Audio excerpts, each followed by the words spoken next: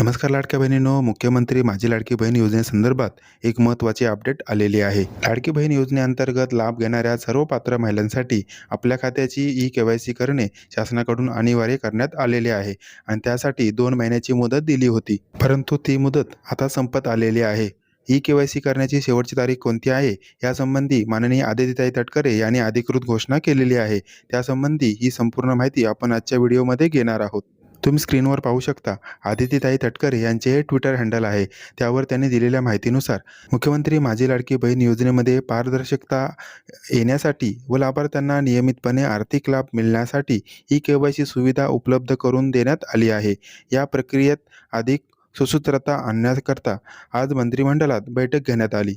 18 September 2025 पासून लाडकी बहीण .महाराष्ट्र.gov.in या अधिकृत संकेतस्थळावर ई-के-वाय-सी सुविधा उपलब्ध करून दिली आहे.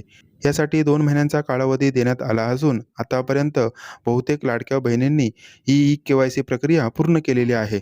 उर्वरित लाभार्थी भगिनींनीही 18 सप्टेंबर 2025 पूर्वी ई-के-वाय-सी प्रक्रिया पूर्ण करावी, असे मी सर्वांना आवाहन करते, असं यांनी या ट्विटर हँडलवरती त्यांच्या सांगितलेलं आहे. तर लाडक्या बहिणींनो, तुम्ही सुद्धा अजून आपल्या खात्याची ई-के-वाय-सी केलेली नसेल, तर आता लवकरात लवकर म्हणजे 18 तारखेपूर्वी आपल्या खात्याची ई-के-वाय-सी प्रक्रिया पूर्ण करून घ्या. अजून सुद्धा बऱ्याचशा लाडक्या बहिणींना ई-के-वाय-सी प्रक्रिया पूर्ण करण्यासाठी अडचणी येत आहेत आणि त्या अडचणी लवकरात लवकर सोडवल्या जातील, असं शासनाकडून वारंवार सांगण्यात येत आहे. त्याचबरोबर ज्या लाडक्या बहिणींचे वडीलही नाहीत आणि पतीही नाहीत, त्या लाडक्या बहिणींनी नेमका कोणाचा आधार क्रमांक टाकायचा आहे, यावर सुद्धा शासनाकडून अजूनपर्यंत कोणतीही अधिकृत घोषणा करण्यात आलेली नाही. परंतु येत्या काही दिवसामध्ये शासनाकडून यावर काही पर्याय काढत आहेत का, हे पाहावं लागेल.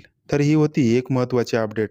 तुम्हाला ही अपडेट कशी वाटली, हे आम्हाला कमेंटमध्ये नक्की सांगा आणि अशाच प्रकारच्या नवनवीन माहितीचे व्हिडिओ मिळवण्यासाठी आताच आपल्या माहिती हक्काची या यूट्यूब चॅनलला सबस्क्राईब करा. त्याच्यामुळे याच्यापुढे येणारे नवनवीन व्हिडिओ आपल्यापर्यंत वेळेत पोहोचायला मदत होईल. भेटूया नवीन एका अपडेटसह नवीन एका व्हिडिओमध्ये. तोपर्यंत धन्यवाद.